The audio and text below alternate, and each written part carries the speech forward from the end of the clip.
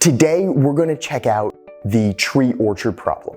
And this has a few different solution paths, most notably parts, but there's also an algebraic solution path that's going to be distinctly advantageous for a subset of viewers. There's also a DSM, which isn't really a DSM, in the sense that it's guess and check. You can guess and check this problem.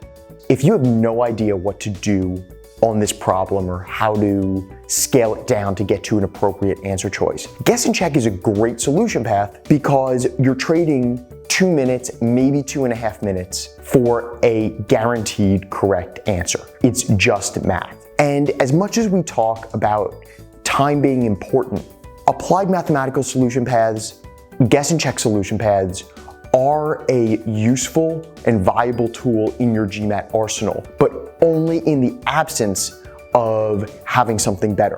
So as you dive into the increasingly complex 600 plus, 700 plus level problems, you're invariably going to hit a place where you're not entirely sure what to do. And if experimentation with the higher level solution paths either isn't feasible due to the time constraint or doesn't yield anything, having these in your back pocket as backup, as long as you're not using them all the time, is totally legit.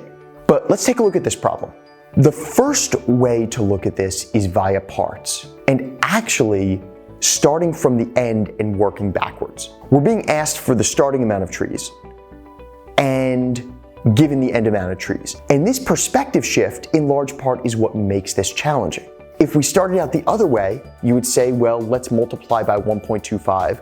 That is, let's multiply by 5/4 because dealing in fractions is generally easier for this sort of stuff. 5/4, 4 times. We have 4 jumps from year 0 up to year 4 and a 5/4 factor each time. 5/4 to the 4th power is the same as 5 to the 4th over 4 to the 4th.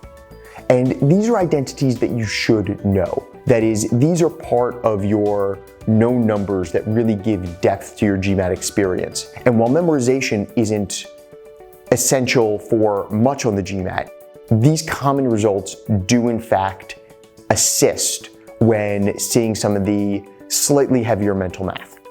5 to the 4th is 25 times 25 or 625. 4 to the 4th, 4 times 4 is 16 times 16, 256.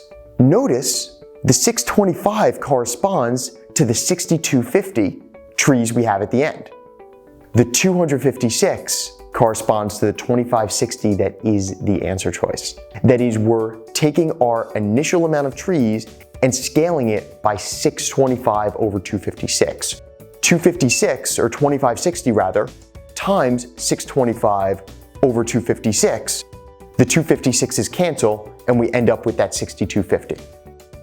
Don't expect to see this off the bat, but what I want to draw your attention to is that these numbers are there and working together in a very clear way.